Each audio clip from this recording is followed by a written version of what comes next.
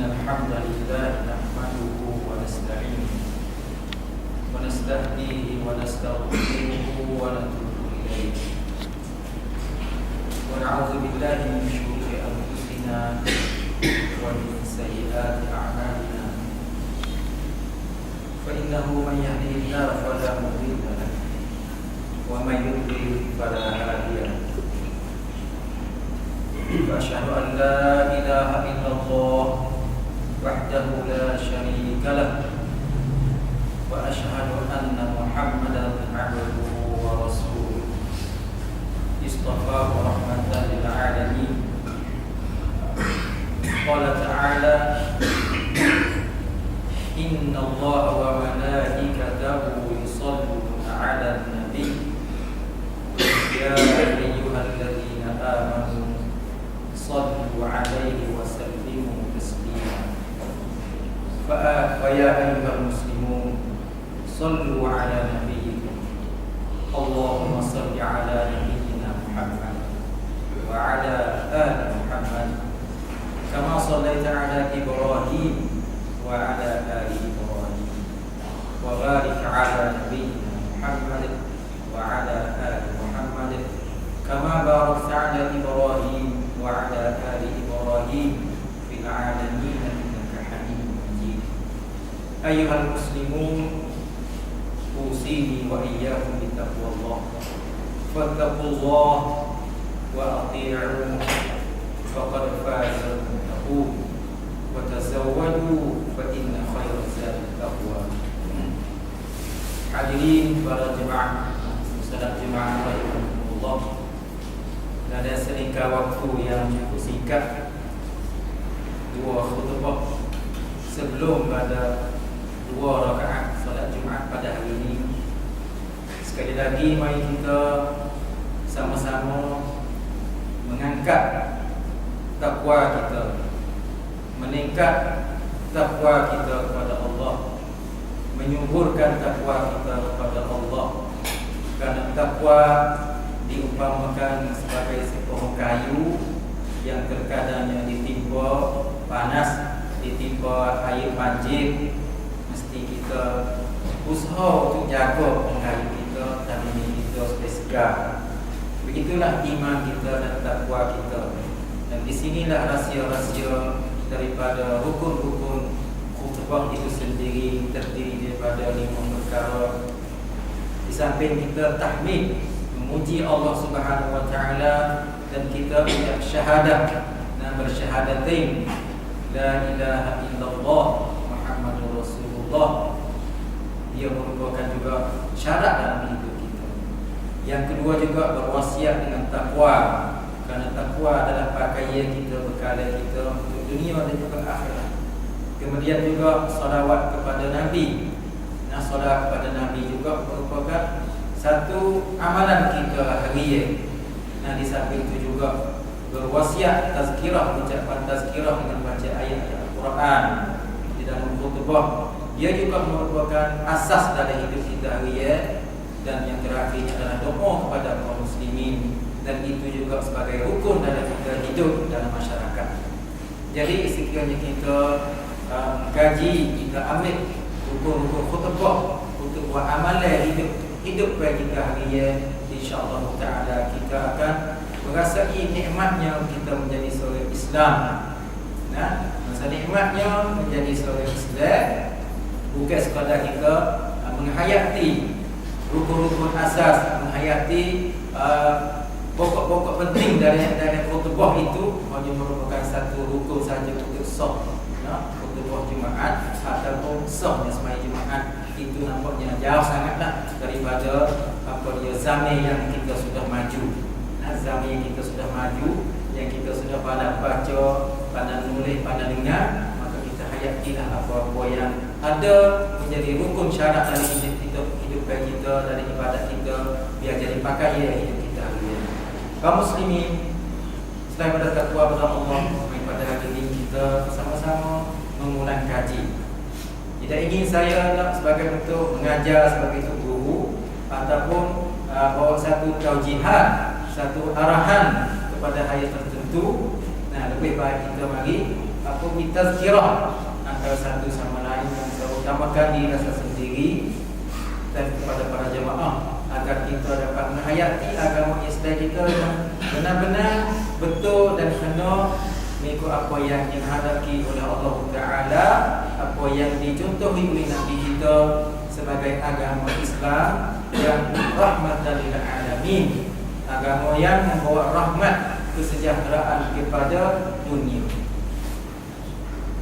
Hadirin sekalian, beberapa hal yang agak menjadi halangan sekat kepada kita untuk kita tak dapat ataupun kita tak sapa kepada penghayatan amal Islam itu sendiri dengan secara betul ataupun dengan secara kena pada tempat mengikut masa dan zaman.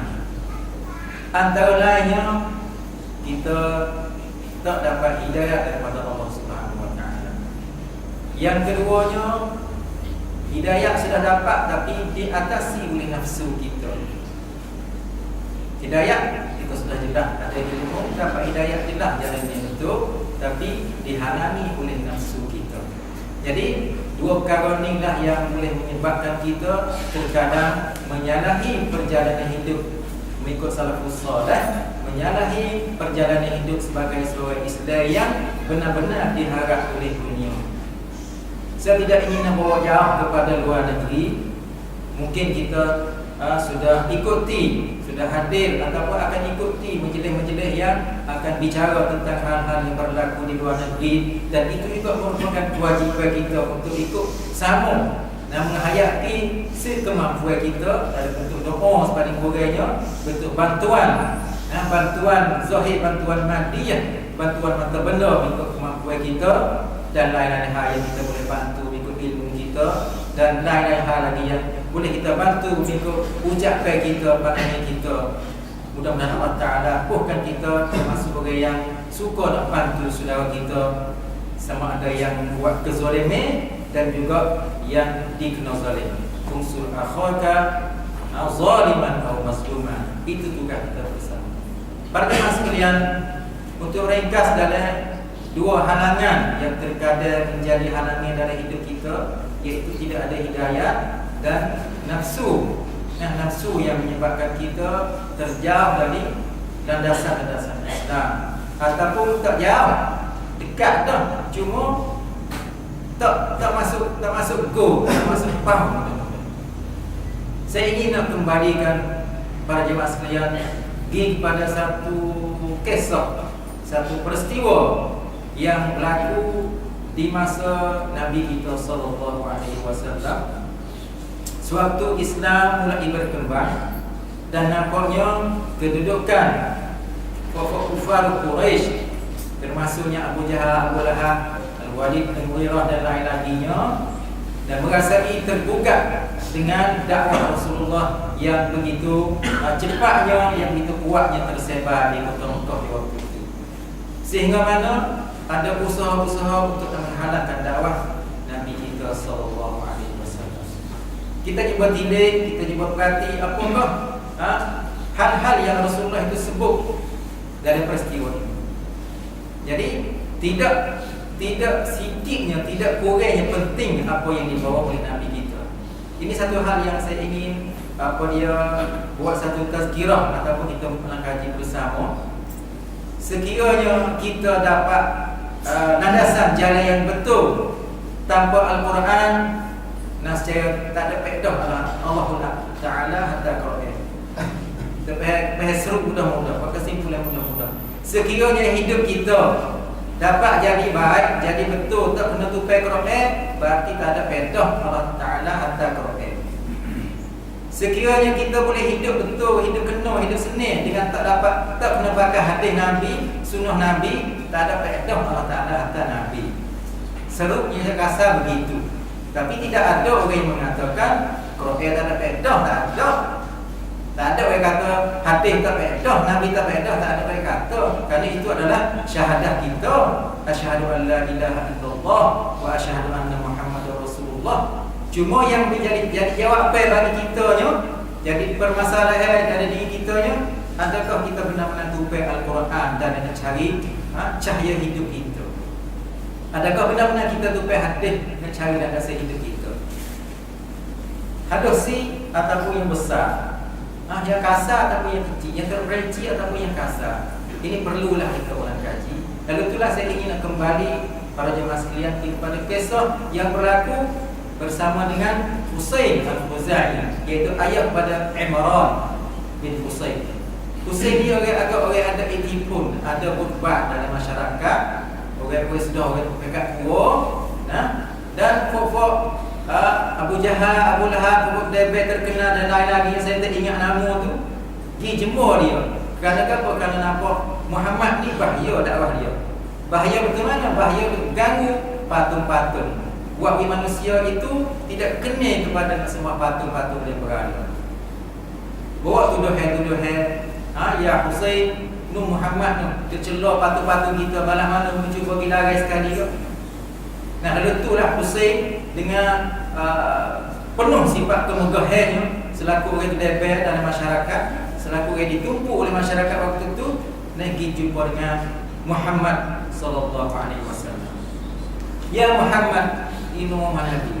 Ya Muhammad, ma balul qaum.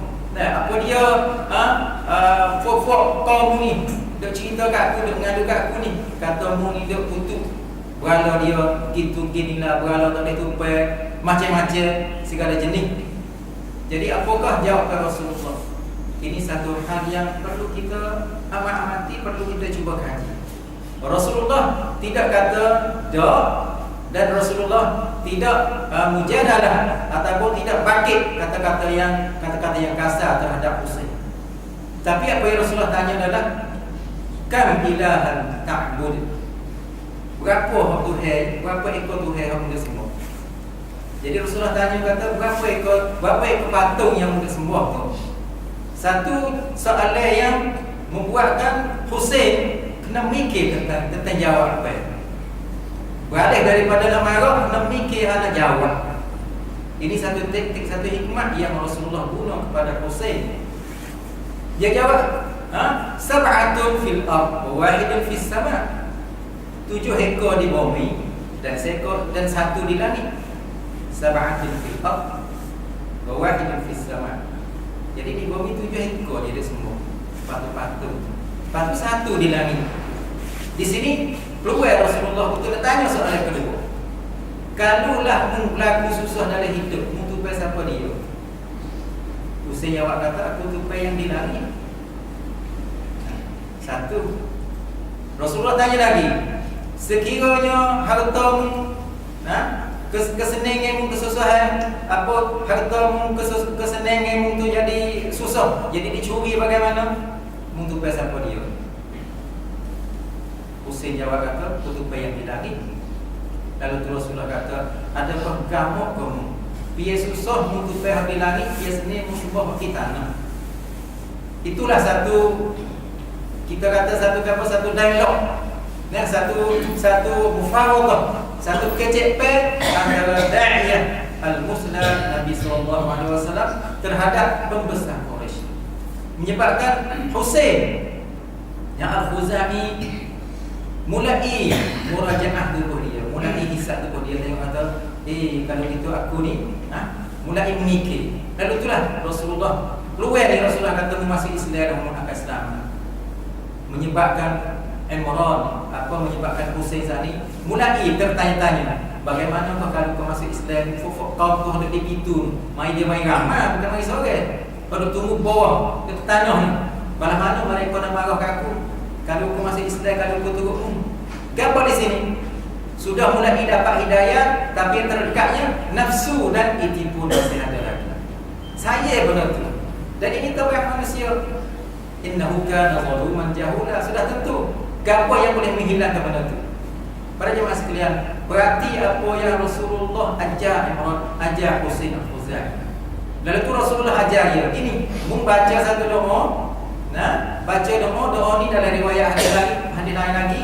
Apa dia Rasulullah tak ada ajar waktu hari itulah. Dia janji kata kalau mau masuk Islam, aku nak ajar doa ni. Satu riwayat lagi kata baca dalam majlis tu lah. Nabi beberapa riwayat hadis Quran. Jadi apa yang Rasulullah ajar? Allahumma alhimni wa a'idni min syarri nafsi. Para jemaah sekalian, dua karakter doa ini sangat hubung rapat dengan kita. Karena Allah Ta'ala tak ada suruh doa kata, ya Allah, wiku masih Islam dan wiku pandai. Tak. Allah Ta'ala, Nabi ajar kata, ya Allah, tunjuklah aku jalan yang betul. Kerana masih Islam belum tentu kita nak betul dengan Islam kita. Bila pahamnya kita diselubungi oleh nafsu, diselubungi oleh apa kita kata takabur dan sebagainya. Allahumma alhimni rusydi. Betul, tunjuk baik pendapat hidayah jalan yang betul ya Allah Ta'ala. Dan betul, jelaslah jumpa Islamnya. Karakter yang kedua, wa'idni min syarri nafsi. Dan minta pelindung diriku daripada jahatnya nafsu. Itulah perlu kita ulang kaji dalam khutbah kita. Selalulah Datuk Khatib mana-mana boleh baca, wa na'udzu billahi min syururi anfusina. Ya Allah, kami berlindung dengan kamu ya Allah daripada jahatnya diri kami. Min syururi anfusina. Wa min sayyiati a'malina, daripada jahat amalan kita. Ada terjahat amalan kita tak khabar ada. Ni tak jam. Jangan rasa kata kita kena berlaku. Kena berlaku dah. Sudah kita ada ilmu kena semua. Belum tentu. Belum tentu kita tahu itu kena kalau tidak ada hidayah daripada Allah Subhanahu Wa Taala. Jadi pada jemaah sekalian, apa yang saya nak tarik di sini, bagi mana kita nak ulang kaji kita, ilmu yang kita ada mesti ada hidayah bahawa dia itu. Kalau tidak ada hidayah, rasanya tidak ada beza dengan orang yang duk lawan Rasulullah. Quraisy dulu dia tahu ada ilmu. Dia tahu kata Nabi ni kena. Dia tahu kata Nabi ni betul. Tahu kata Allah Ta'ala jadi dia. Tapi hidayah tak ada. Waktu dia sesat tu. Jadi ilmu tahu tanpa hidayah belum tentu. Kalau nak kata orang yang paling bela Nabi kita, nak banding kita dengan Abu Talib, benar Abu Talib lagi bela Nabi kita. Abu Talib habis bisa tak makan kalau Nabi tak mari. Abdul Muttalib pun sebab juga tok dia nenek dia tu apa belum kecil lagi, waktu Nabi kecil lagi halus lagi. Islam waktu tak ada tersebar lagi, Nabi halus lagi. Abu Talib sendiri waktu Nabi dia belum dah ada pera dah. Waktu ada Islam dah. Tahu tak benar? Tahu. Saya dan Nabi, saya Abu Talib bela dan Nabi bela. Tempat tidur dia tak jangan dia tidur Nabi tidur. Tapi hidayah tak ada. Saja juga saya kasih pun. Pada banding kita kasih Nabi, Allahu Akbar. Saya tak banding nak ayat kata tahu mana kita kasih kepada Nabi. Belum ada nak bela Nabi, belum lagi. Karena bela Nabi ini bukan sekadar kata perkata kan dengan jiwa raga. Bagaimana kita nak bermujahadah, bagaimana kita nak berjuang berjihad untuk bela Nabi sallallahu, nak bela agama Allah. Jadi nampaknya jauh lagi lah situ tu. Nah, cuma kalau saya yang macam ni, dia kecil macam ni, masa kata, oh kita jauh benar dah. Bukan jauh benar dah. Dia dekat, cuma ditutupi oleh selamu-selamu ataupun seliput-seliput yang kita kadang terlupa. Kita terada terlupa. Hari-hari kita duk guna, duk pelajari dalam hidup kita. Dia baca Fatihah tiap hari dalam tiap semaya. Sampai semaya cukup 17 rakaat, 17 kali dia baca Al-Fatihah. Tapi isi Al-Fatihah, pernah kita boleh kaji isi Al-Fatihah? Dalam 7 ayat ataupun ni ayat mengikut kilah ulama. Kita dah buat yang di satu macam ciri kita betul. Nah, cadangnya saya hari ini baca kecil Iqra pertama kali. Nah, tapi nampaknya perlu. Nah, Allah Ta'ala boleh dikhanak saya kecil Fatihah. Nah, dua keratan ayat-ayat Al-Quran, satu surah Al-Fatihah dan 5 keratan Iqra surah Al-Alaq. 5 mula-mula turun wahyu tu benar-benar mempunyai arti terhadap diri kita. Rasulullah lari ingat kejut, ingat kena terus selimut kerana turun Iqra. Kita boleh terima Iqra wasa kena tamada, wasa mudah-mudah, tak ada wasa takut. Kerana itulah yang kata hidayah. Tahu tak tahu, tapi hidayah perlu kena minta dan minta jauh daripada nafsu kita yang tidak ingin kepada kebenaran. Kena duduk sekali dua. Para jemaah sekalian, marilah kita buat kesimpulan dari Al-Fatihah. Nah, sebenarnya semua kecil Iqra dulu. Nah, cuma takut masa tu agak panjang dalam khutbah. Dari Al-Fatihah, saya ingin kembali kepada para jemaah sekalian agar kita ulang kaji. 7 ayat dalam Al-Fatihah mengandungi 3 karakter yang utama yang kita kena hidup dengan dia. Mula di Bismillahirrahmanirrahim. Khilaf ulama satu ayat dalam Al-Fatihah atau tidak. Biar kita tidak cari di situ. Walaupun itu penting karena Allah Ta'ala guna Bismillah Ar-Rahmanirrahim, tidak Bismillah Al-Jabbar, Bismillah Al-Qahhar. Karena Allah Ta'ala tunjukkan sifat rahmatnya kepada seluruh dunia dan sifat rahimnya kepada orang beriman. Pembahasannya cukup panjang. Penting mula dengan Bismillah. Bismillah ia ada hubung kait dengan Iqra bismi rabbikal ladzi khalaq. Ngaji Iqra. Ngaji dengan siapa kena? Allahul ladzi khalaq. Ngaji tinggi tahu mana dah kena Tuhan. Ngaji dia boleh jadi untuk diri dia saja.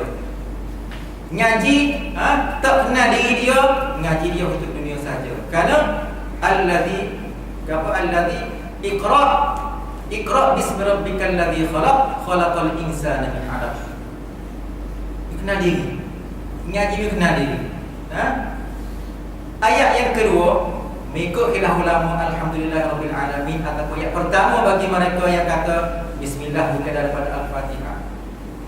Alhamdulillahirabbil alamin. Puji kepada Allah Taala. Hidup kita hari-hari ini kena puji Tuhan. 17 kali wajib, kok sunat lagi ikut waktu isyarat kita bebas berapa kali. Alhamdulillahirabbil alamin. Wong ciri kita kena puji Allah Taala. Nak pergi setara mana kita nak senang, setara mana nak susah, setara mana alhamdulillahirabbil alamin. Orang kaya semaya alhamdulillahirabbil alamin di atas kesenangan dia. Orang sakit semaya alhamdulillahirabbil alamin walaupun letak kat hospital. Puji Allah Taala kan puji semua. Rabbil alamin. Asakut rububiyah di sini. Berbahasa secara terperinci, saya tidak ingin mendalami secara terperinci di sini. Ar-Rahmanir-Rahim, sifat Tuhan. Allah Ta'ala tunjukkan sifat Tuhan Ar-Rahmanir-Rahim dalam ini. Maliki Yaumiddin, sifat Tuhan juga. Tentang sifat Tuhan, dia puji Allah Ta'ala. Banyak kena puji beberapa sifat yang Allah Ta'ala letak di sini. Setelah puji dah, barulah iyyaka na'budu, barulah sembah. Puji, setelah puji dah, sembah turut. Sembah di sini berarti menjadi hamba kepada Allah Ta'ala. Turut apa yang Allah Ta'ala suruh. Itu mana iyyaka na'budu. Turut apa yang Allah suruh. Jadi puji. Dan puji Allah Ta'ala, syukur kepada Allah Ta'ala. Allah Ta'ala suruh, kena turut lah. Kerana kita puji Allah Ta'ala dan menjadikan kita yang sifat rahmat, sifat rahim, Tuhan yang akan balas kita di hari akhirat esok. Dan kita kena turut lah. Apa Allah Ta'ala perintah, usaha sebanyak mungkin kita kena turut. Berlaku maksiat, berlaku kesalahan, kita buat salah, buat dosa, istighfar kepada Allah Ta'ala. Kerana ayat lepas pada tu apa dia? Keratan ayat dan ayat tulur.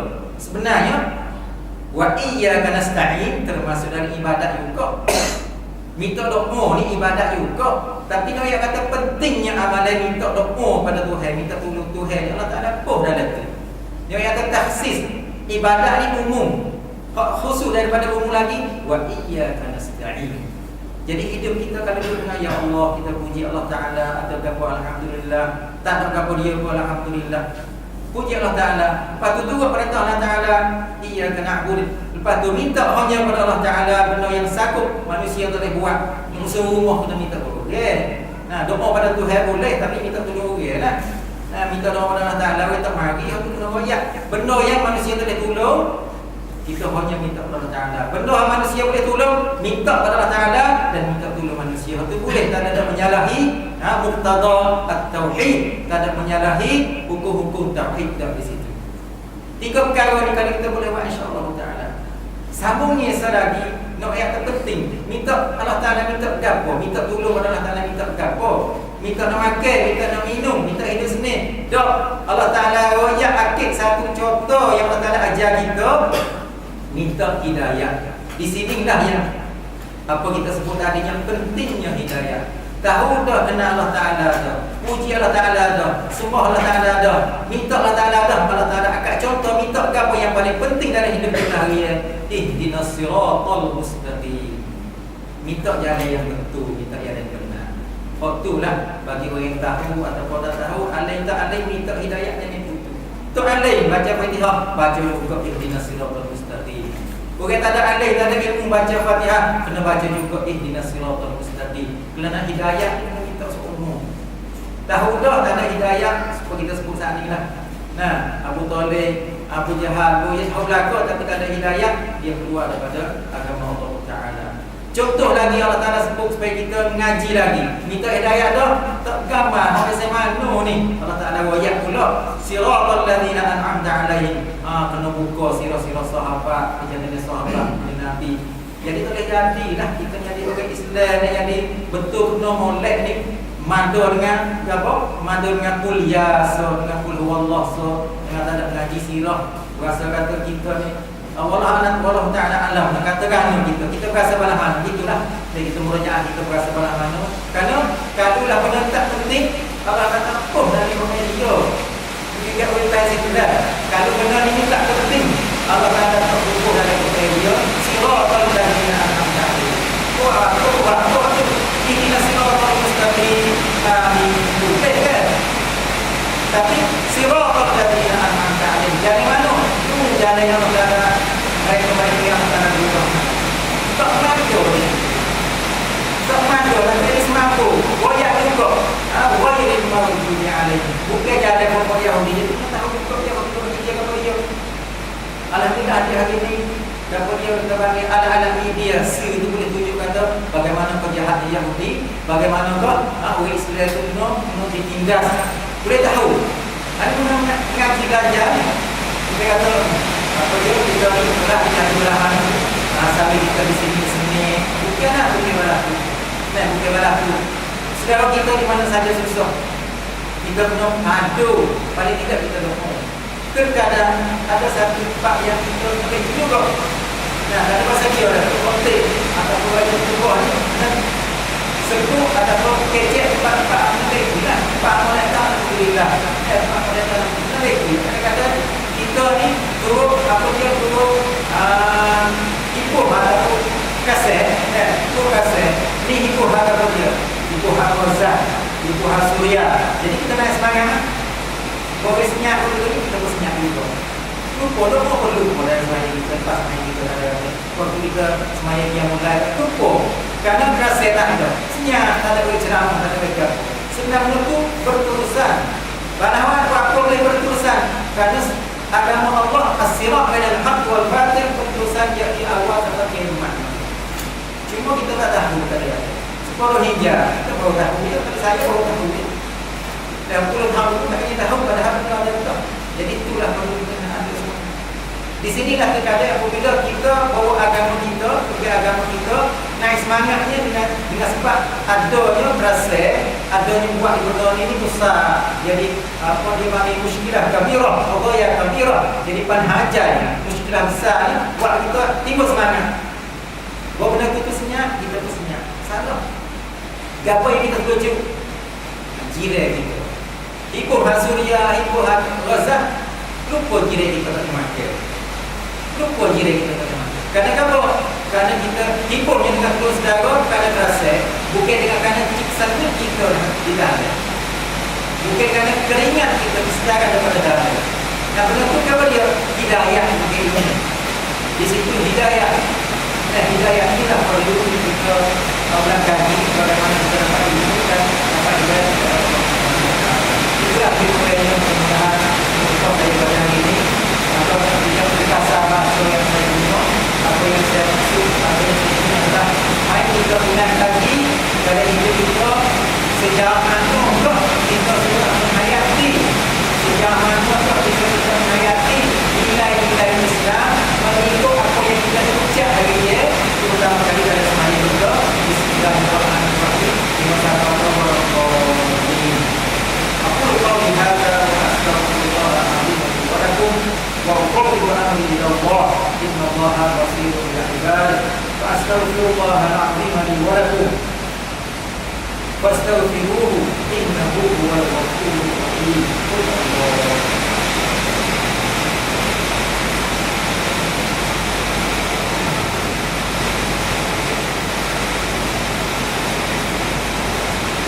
الحمد لله رب العالمين حمدا كثيرا طيبا مباركا فيه واشهد ان لا اله الا الله وحده لا شريك له واشهد ان محمدا عبده ورسوله اللهم صل وسلم وبارك على هذا النبي الكريم محمدا محمدا وعلى آله وصحبه أجمعين. اللهم ربنا آتنا من لدنك رحمة وهيئ لنا من أمرنا رشدا. فيا أيها المسلمون اتقوا الله أوصيكم بتقوى الله عز وجل فقد فاز المتقون. Para jemaah sekalian, sekali lagi melalui mimbar Jumat pada hari ini, marilah kita tingkatkan takwa kita, iman kita kepada Allah Subhanahu Wa Taala, dan dengan iman dan takwa kita dapat selamat daripada kehidupan bencana di dunia dan juga di akhirat, dan kita juga akan dapat kebahagiaan di dunia dan juga di akhirat. Dan kalau kita tidak dapat kebahagiaan di dunia, insya-Allah taala akhirat kita akan dapat kemenangan dan kejayaan. Dan kalau kita berdoa, berarti apa yang takwa dan berbekalanlah kamu dan sebab berbekalan adalah takwa. Para jemaah sekalian, sekali lagi saya kembali kepada khutbah yang pertama. Marilah kita letak niat hati kita jadi betul jadi modal. Minta hidayah Allah Taala, minta Allah Taala tunjuk jalan kita dan betul jalan kita rajin kita belajar Al-Quran daripada awal sampai akhir. Kalau kita sudah belajar Al-Quran, alhamdulillah. Alhamdulillah Allah Taala pilih untuk belajar Al-Quran. Selain pada belajar baca, belajar isi dan mengajar. Yang nyanyi kesedia pada Al-Quran, nyanyi pada Al-Quran. Allah Taala sengaja tu hantar Al-Quran kepada kita, tapi kita tersilap buku, tersilap bacanya. Dan apa kita minta habis ke fahmnya dengan Al-Quran. Nabi itu pergi dengan musuh-musuh mati-mati ya sahabat. Sudah puluh-puluh ribu, beratus-ribu sahabat mati untuk menjaga Quran. Sahabat kita, dan kita boleh Quran, kita taruh saja di atas mereka nak buku yang bagi orang tak baca lah macam ni nak bagi kita dah baca dah alhamdulillah.